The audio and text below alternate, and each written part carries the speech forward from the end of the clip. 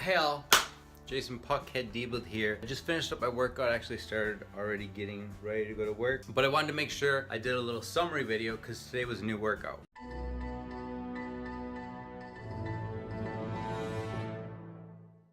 For this workout, I did 22-minute hardcore, and this was my first time with cardio 2, so a little bit scared because I've been having to take breaks with cardio 1. I'm not in the best cardio shape of my life, so struggling with that, just being honest. So I was a little bit scared whatever cardio 2 is gonna bring. They're all 22-minute workouts, so it's not much longer, but there's a little bit more intensity here. One has a lot of burpees, and every time I had to take a little break before the burpees because just hard. They really beat me up. And in cardio 2, there's no burpees. There's something called frog burpees, but in my opinion, a little bit easier to do. Don't have to be super intimidated by this workout. Just have my Shakeology. Just took off my 22-minute hardcore shirt.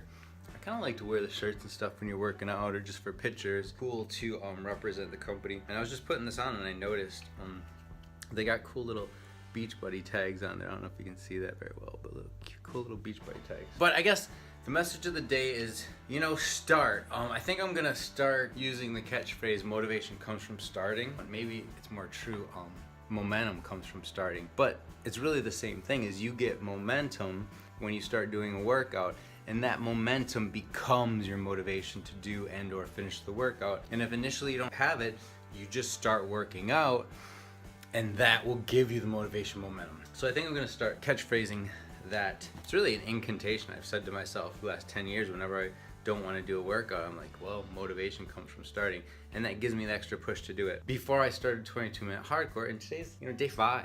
I'm by no means a pro at it, but before I started it, I was intimidated or fearful of the program. And then I tried it, I'm like, hey, not too bad. A lot like Power 90, but with pull-ups and some extra different cardios. Power 90 is the same cardio over and over and over, boxing, jumping jacks, so you get a little bit bored of it.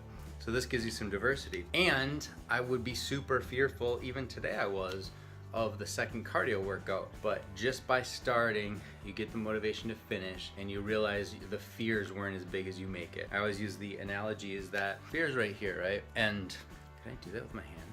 Let's represent that fear as a tiger. If you run away from the fear, it just grows bigger, right? But if you come back and you face that fear in the face, it goes away. In the case of a tiger, he might kill you. But you won't be fearful after that experience. Same thing with any of these workouts.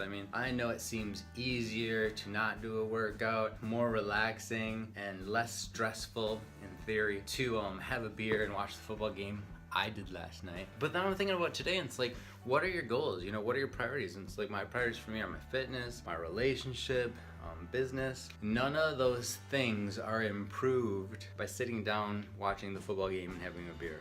That's not gonna improve your relationship unless your wife really enjoys watching the game with you. Having that extra beer, in theory, is not gonna do anything for your health. Now, there's arguments a glass of red wine at night can improve your health, so I'm not against that. Your business, unless you're in the microbrewery business, I don't see how consuming an extra beer every night's gonna help that either. It's just kind of my tips, little summary workout, and extra philosophy from Deeble. Peace out, man. See you later.